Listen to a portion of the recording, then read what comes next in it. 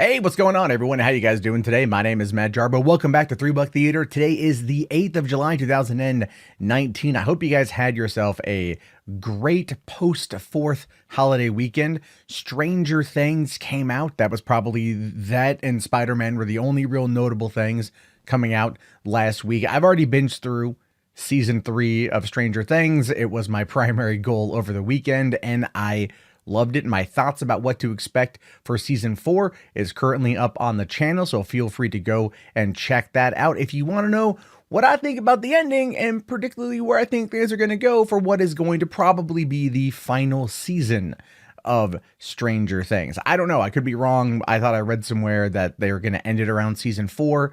Could be season 5. A lot of people are basically going like, no, no, no, no, no, no, no, no, no, no, no. We don't want it to end. Go to season 10. But you can only milk a particular story for so long before you want to end on a high note. You know what I mean? So first things first, you guys might have noticed that there's a little bit of a different layout this time. And I did that because people were asking me to be a little bit more definitive in regards to how I presented the show, to give you the topic list as well as an identifier if you're scrolling through and not checking out the individual clips and you just want to get to the story that you like. So I built this little template. This template is temporary. It will be better as time goes on, but also note the scroll wheel below. That's a new addition. I thought that was kind of cool. So without further ado, why don't we jump into the first story of the day, and that is going to be BRIGHTBURN 2. I didn't really think that BRIGHTBURN was going to bring about a sequel, but it does seem to make a bit of sense considering the movie did find some form of mild popularity. It came out at a very stacked time. It came out to middling critical reviews, and it actually went on to do pretty well. So now the question then becomes, well, I should say well for the budget. Well for the budget. I don't want people to think the movie was a romping success, but for what they spent, yeah, it did pretty damn good. And I think that when it comes to horror movies, working in the realm of a very short budget is going to probably be what is best, because I think it really focuses the filmmaker to tell the story and to present it in a way that is going to be as effective as they possibly can, and not an over bloated thing like we see now in a lot of tentpole features. But anyway, coming over here to bloodydisgusting.com, it says BRIGHTBURN 2, James Gunn says there have been talks for a potential sequel. It says back in May, Sony released David Yarvoesky's BRIGHTBURN, a horror superhero hybrid produced by the guy who knows something about horrors. The film told the origin story of supervillain Brandon Breyer, and it pulled in over $30 million worldwide on a $6 million production budget. So does that mean we're getting a sequel? Over on Instagram this weekend, Gunn simply said, I think I'm tied up for the next few years with Suicide Squad and then Guardians, but we're talking about a sequel. And in the final moments of BRIGHTBURN, it opened up the film's world, teasing that Brandon isn't the only super person out there, endless sequel potentials. And that is one of the things that a lot of people I think really enjoyed about BRIGHTBURN, was the possibility of what could come next. And there's going to be an interesting thing when you can set up a movie that at the end of it simply says, there's more out there, and you kind of set the possibilities for what's to come. And when you set the possibilities for what's to come, I think a lot of people are more interested to seeing what could be coming next, and more interested to start speculating. And that in itself brings a lot of hype. It brings a lot of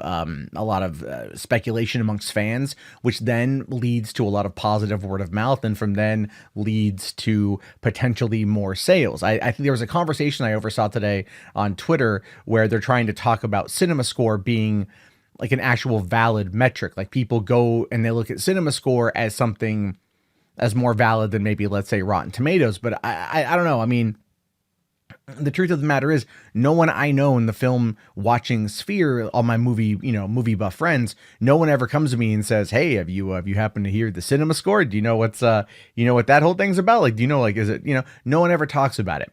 It's a metric pretty much only used by some people on Twitter and people on social media, and it's there for a reason, but I don't think it does as much as people think that it does. But that being said, it's, it didn't even do that good. I'm referring to BRIGHTBURN. I believe it got like, a C or something on CinemaScore. I think when I did my aftermath breakdown of it, I had to make the CinemaScore image that they use. They didn't put one out yet, so I took a pre-existing one and I just made a new one and then tweeted it at them and said, by all means, feel free to use it. They never did, but that's entirely okay. But anyway, Brightburn 2. I haven't seen Brightburn yet, so when I finally get around to watching it, I'll be able to start breaking down more of what I think about the possibilities of it. I love the concept. I think that James Gunn, I was only a producer on the movie. A lot of people think that he's the mastermind behind it. His, I think, cousins wrote it and his friend directed it. So if they're going to start working towards a sequel, he doesn't necessarily have to be involved outside of just maybe connecting a couple dots here and there. Ultimately, we'll have to wait and see what happens once the film hits home video and whether or not Sony greenlights another one. Who knows? Maybe they will, maybe they won't, but the budget is small enough and it made 5 times the production budget worldwide, which is well over the 3 times required. That is the general metric for getting a sequel. So, you know, there is that. So, all right, let's talk about Chris Rock.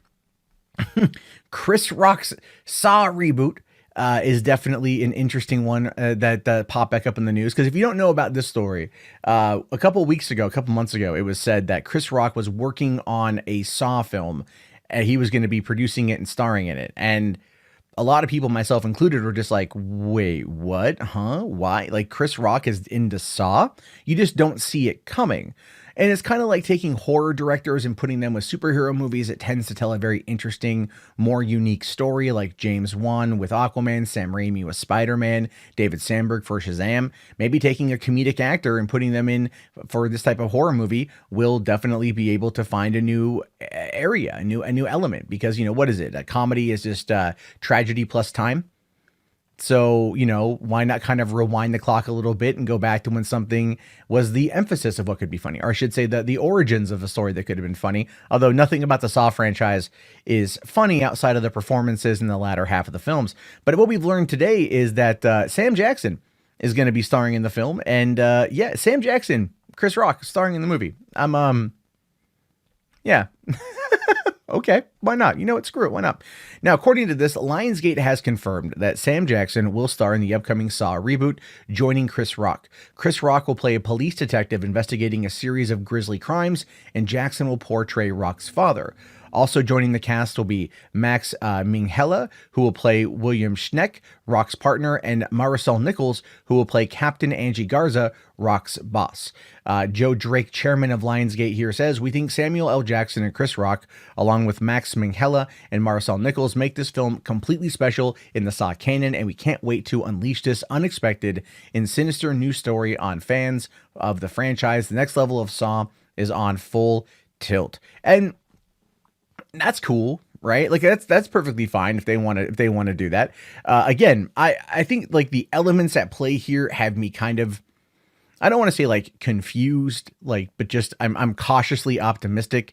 For one, Sam Jackson is a treasure. I love me some Chris Rock. I do enjoy the original Saw films. The latter half of them, not so much, but I did enjoy the original. And if this is going to be rebooting it in a way that's going to maybe go back to what the origins were that made it so great instead of the torture porn it became towards the end of the franchise, I think ultimately it's going to end up being a better thing. And one that I hope doesn't go the same route as Paranormal Activity, where it's like, here's just a whole bunch of death and crazy stuff, but not giving you any story.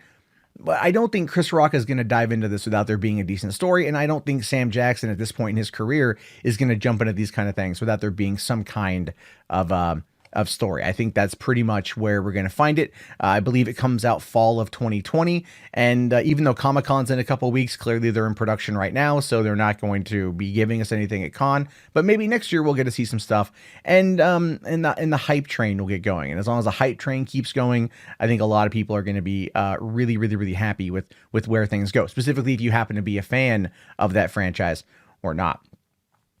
So, Ghostbusters 2020, a movie that comes out a year from now, a year from this month, is going to start going into production here pretty soon, has finally rounded out its cast, at least in regards to the core set of kids. This is where things are going to get a little bit weird if you are a Ghostbusters fan, predominantly because a lot of people are going to not be super happy with the fact that they are not casting the original people. Ernie Hudson has recently come out and said that while he's open to appearing in this new movie, he has not been contacted about appearing in the new movie. Bill Murray and Sigourney Weaver have claimed that they have been contacted and that they're definitely on board. So why no Ernie Hudson? That just makes no sense. I mean, it's either one or none, I think, or all or none, in my opinion. Like, if they were like, oh no, we didn't want to bring in Ernie Hudson, we didn't want to bring in Winston Zeddemore, I would be donning the torches and pitchforks just as much as if Venkman wasn't there or Dan Aykroyd,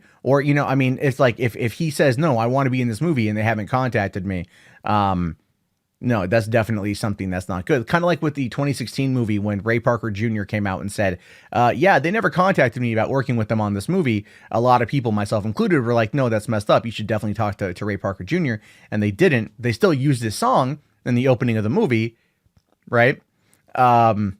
But they never talked to him about it. So anyway, this new cast, Ghostbusters 2020 rounds out cast with 2 newcomers, and these are the two kids. We have Celeste O'Connor and Logan Kim have signed on to the ensemble cast of Ghostbusters 2020, and these are going to be the kids that work alongside what's her name, McKenna something or another, and Finn Wolfhard, McKenna Grace, and Finn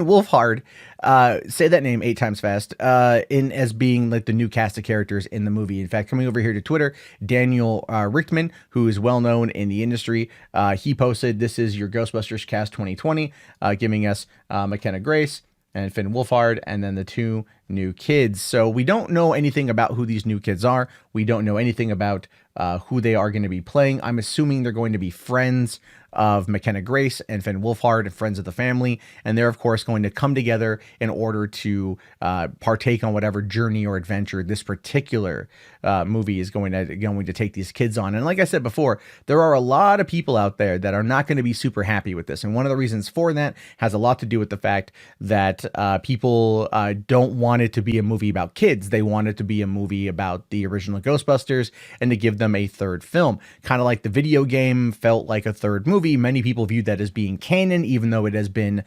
removed as canon from Ivan Reitman, but that was 2 years ago before this movie was even remotely announced. So it's entirely possible now that they will go back and say, ha ha, fooled you, it's really canon. In fact, I do hope I think they are going to make it canon, because there is an HD PS4, Xbox One, PC remaster coming out this fall. And if it wasn't going to be something they were using as a marketing tool, as Sony paying for this to be remade in order for it to come out to a new audience, it's definitely going to be considered canon. Damn what Ivan Reitman says. In this case, I don't think anyone's going to not treat it as canon. So with any luck, the movie will be good. With any luck, the movie will be a lot of fun. And with any luck, it's going to be a very interesting experience when we finally get to watch it in July of next year. I'm excited.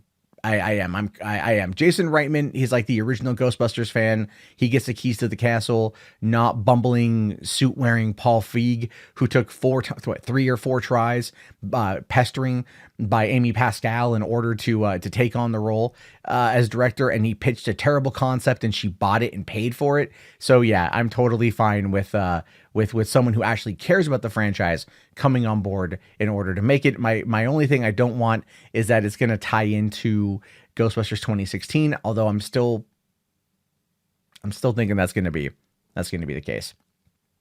All right. Dark Phoenix. A movie that I've said multiple times has definitely got the short end of the stick. It has always been treated like this redheaded stepchild ever since it was announced, because everyone knew that the Disney remake or the Disney acquisition was coming, and there was just no excitement for this movie, because why see something that you ultimately don't have any reason to, because there's no way to have any kind of emotional attachment to it. And as a result of it, I think I was maybe one of like 8 people who saw it opening weekend. And even though I enjoyed the movie for what it was, there are many people out there who simply didn't, and that's okay. But now that we're kind of coming off of a few weeks of the movie, I think a month of it having come out, it's already dropped to 12th place. It's already been pulled out of theaters. I mean, it is just tanked. It's going to go down as the worst box office bomb in 2019, hands down, bar none. And what we're learning about that now, and this is definitely not the accolade it wants to be associated with, but Yep, it's a bigger bomb than Fantastic Four. Think about that for a second. X-Men Dark Phoenix, which is an arguably better movie because it's actually watchable in many instances, is a bigger flop than Josh Trank's 2015 Fan 4-stick. That's sad. Anyway, it says here that we know that Marvel and Fox's Dark Phoenix was a bomb for the studio, but the film is now closing up its theatrical run around the world, and we have just an idea of how much it fizzled. Dark Phoenix played in 426 domestic cinemas this weekend, and its overseas release is also winding down, with its total box office likely to end around $250 million worldwide. With a reported budget of $200 million, the film looks like it will close out under 1.39 times its budget. That's a worse ratio than Fantastic Four, which made $167.9 million around the world off of a $120 million budget. So even though the movie fared better with critics and probably with fans overall, it crashed and burned. And the thing is, though, I do want to point out that a lot of it has to do with the fact that there's been a lot of movies this summer that have crashed and burned. In 2015, when Fan 4-stick came out, this type of massive bombing during the summer was happening, but not as bad as is happening right now. And like I said before, there's only so much money to go around in the summer season, and people are going to justify certain bits of entertainment. They watched Endgame a few more times instead of going to see Dark Phoenix because they felt that there was an emotional connection there and one that they got a better deal out of, or they wanted to save their money for Toy Story 4 or save their money for Spider-Man Far From Home, both of which are better films than Dark Phoenix. I mean, when you know that Dark Phoenix is going to end out this franchise, is going to end out this 19-year lineage with this one studio, and it's all going to not be canon anymore, you just don't care about it.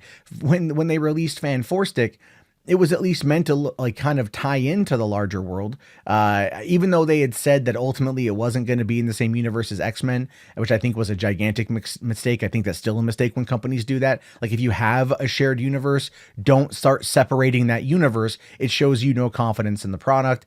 And when when you have the director come out and say that this is not the movie that I made, and this is kind of the movie that Simon Kinberg cobbled together at the very end, yeah, it's pretty bad. It's pretty bad. I do wonder if the movie is going to find a home on a place on home video. I think when it comes to Disney Plus, when Disney Plus comes out, people are going to watch it and people are going to go, "That's not as bad as I thought it was. That's not as bad as people made me led to believe." And at the end of the day, it might find some cult status in that particular world, but that's where it's going to stay, and that is going to be the ending of that franchise. And it's bad when that is the ending. It's even worse when you make less money overall or less of a profit. You bomb harder than Fantastic Four. That's it's terrible. And finally today, guys, Fast and Furious 9 has started filming. It's kind of weird to think that they're going to be shooting. I believe they're shooting 9 and 10 back to back. Justin Lin is back to finish out the franchise that he ultimately reinvigorated with, I don't want to say Tokyo Drift. In 2006's Tokyo Drift was Tokyo Drift, but when they came back with Fast and Furious in 2009, and that really reinvigorated the franchise leading into 2011's Fast 5, which is the best entry in the franchise by far.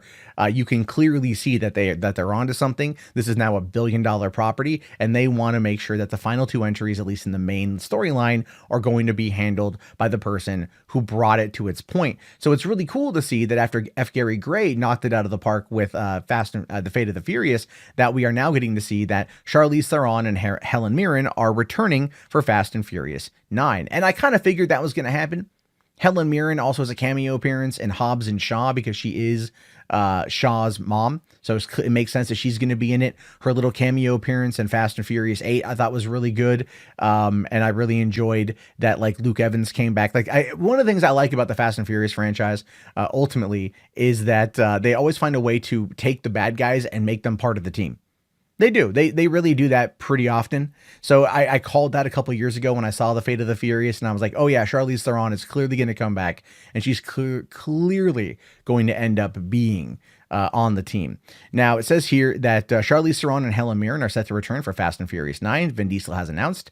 The actresses will be joining Diesel, Michelle Rodriguez, Jordana Brewster, Tyrese Gibson, Ludacris, Nathalie Emmanuel, and John Cena.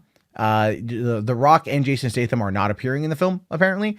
I think that has everything to do with the fallout between Dwayne Johnson and Vin Diesel on the set of The Fate of Furious. Their beef about everything. I mean, Hobbs and Shaw almost never happened because Vin Diesel tried to shut it down.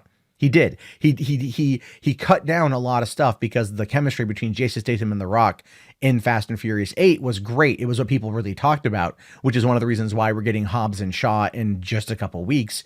And Vin Diesel actively tried to shut that down because his ego got the better of him for that particular movie. And as a result of that, The Rock will not be in this entry. It will be the first movie in 5 movies that he won't be a part of, which I think is kind of dumb. I think if the main core element of this franchise is family, then The Rock should be there.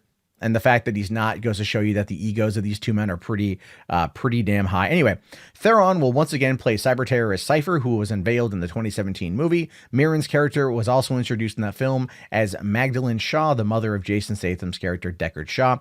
And then earlier this year, this is interesting, Universal shifted Fast and Furious 9 back 6 weeks from April 10th to May 22nd, the start of Memorial Day weekend. MGM has slotted Bond 25 for April 20th. Okay, so yeah, and then Fast and Furious, we'll face, okay, it will go up against SpongeBob. None of that even matters. Who cares if it goes up against SpongeBob, right? So yeah, you can basically see here that what's going to be happening with the franchise is they're pushing it to Memorial Day weekend, which is a risky, ballsy move in my opinion. Coming out in early April is a good idea. I don't even know what Marvel movie opens early May 2020. No, that would be Black Widow would be early May 2020. They could easily take Black Widow. There's nothing from Spider-Man now until Black Widow next year from Marvel Studios. So there's nothing to hype it up, nothing to get it going. There's not going to be any kind of slingshot effect leading into the summer season. So ultimately, yeah, Fast and Furious 9 could easily dominate in April, but they really want to go for that summer release of 2020. Or that May, I don't know. I think it's dumb to release on May 22nd, by the way. I think to release it earlier, why crowd the season? We've already seen that this year, where a lot of these big profile films deemed maybe too big to fail in some aspects have not done as well. Even Toy Story 4, which did really well in its opening weekend, still failed to reach the original estimates put out by Hollywood. I mean, it's not that the movie hasn't done a lot of money. It's just that the movie hasn't done as much money as they thought it would. So I think if Universal was smart, they would pull it back to April and just shore up that slot, because we know that big budget movies can do well in April. Fast and Furious 7 and 8 both opened in April, and they both made $1 billion. I don't know why you want to mess with a good thing. It's Universal. What can I say? They're now working with Amy Pascal. They're not making the best of ideas. Anyway, so that's the stories for today. There's a lot of good stuff there. A couple things I missed, I'm gonna pick up on tomorrow as I get that stuff done, and then I'll be out of town Wednesday through next week. So I don't know. I'm gonna bring all this with me. I'm gonna try to do it the best I can. My schedule may not allow me to do a long form show, but there will definitely be videos coming while I'm out of town.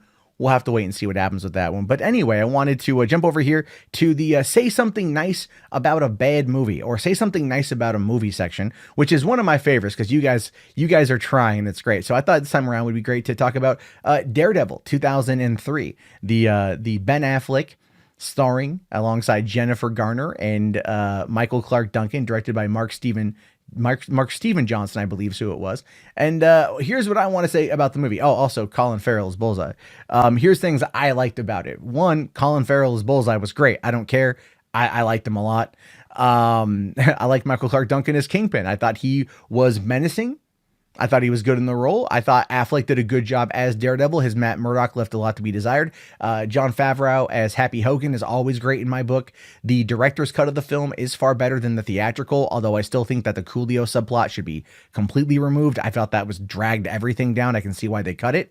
But other than that, it was a better film. And the Evanescence soundtrack is I think one of the things. Oh, it was the soundtrack to the movie was really good. It actually introduced me to Evanescence back in 2003, which I was cool with. So there are things about that movie that I did really, really, really, really like. And I hope you guys did as well. So why don't we take a look here now at some comments that came up from the last episode of the show.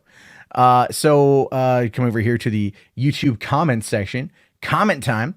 So I apparently got something a little bit wrong when I had talked about Rob Liefeld doing the release of Snyder Cut, and that got it trending. I was wrong, apparently, as was explained to me. There was already a planned Twitter assault well before Rob took to Twitter to tweet what he did, not that it wasn't welcomed.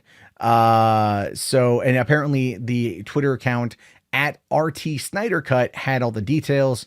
So about 45,000 tweets made the release to Snyder Cut trend. And that was thanks to a bunch of people involved with that, which is really cool. I did not know that it was a planned thing. So, you learn something new every day. Someone here asked me, Brendan Deniston asked me if I could do a video ranking all 23 MCU movies from worst to best, which I will do one of these days. That's a lot. I have to think a lot about that because it's like from the worst is not a problem going up, but it's like, what's the best in my opinion? Someone asked me, the Pepper Talk asked if I would do a what the WTF happened to the Snyder Justice League to do a video on that. And that is something I've thought long and hard about. I'm sure other people have covered it, but still, I think there's a lot there involving what Warner Brothers did to Zack Snyder that led to the situation being as bad as it did. One thing I don't like though is there are people out there that try to argue that Zack Snyder stepping away because his daughter had unfortunately taken her own life was all a planned event. That's one of the weirdest things. It's like, okay, look, this dude lost his kid, man. Like, what are you doing? And a lot of comments here about the Snyder Cut. Looking here. Okay. All right. So, let's see here. John Hodgson says, I fail to understand why studios don't release scenes like 30 minutes worth to boost and collect money on cable and streaming services. That's an easy way to boost sales. Add more of the movie. Adding like 30 minutes to boost sales is a good idea. Not a special features, but recutting the film, it's easy money. So what he's referring to here is like putting out the extended cuts of films and whatnot. And when it comes to cable, some movies do that, right? So what you have, and I'm just going to give a quick overview of this, is you have like your edited for television, and you might see this if you watch a movie on TV, which is always an interesting experience because when you edit a movie for television or cable, it's an entry level position. It really is. Like full plot points will be cut out of movies edited for television because of the content, because they don't want to put it out there. They don't want to bleep it. They don't want to change the dialogue. They don't want to edit around it. They'll just straight remove subplots, or they'll add a whole bunch of deleted scenes from the movie as a way to fill out time. They'll chop something else out. They need to get to a hard 2-hour limit or 2.5 hour limit. So they're going to scale it down. Editing for television is one of the absolute worst things that could happen to movies. But it's also one of the most fascinating things simply because a lot of people out there are super interested in exactly what's going on with that. Yeah, I recommend you guys pay attention. Let's see here. Fuzzy Cat says that the Snyder Cut will never be released. Just stop. So there we go on that one there. So those are some of the comments. The episode didn't get a lot of comments, I think because of the holiday weekend. But that's perfectly cool. Anyway, so that's actually going to wrap up today's podcast. If you guys enjoy this format, this take on things, let me know down in the comments below. I really appreciate everybody watching. If you're catching this after watching some of the clips, please leave a thumbs up, leave a comment, subscribe, and I'll talk to you guys later. Have yourself a great day, and peace out.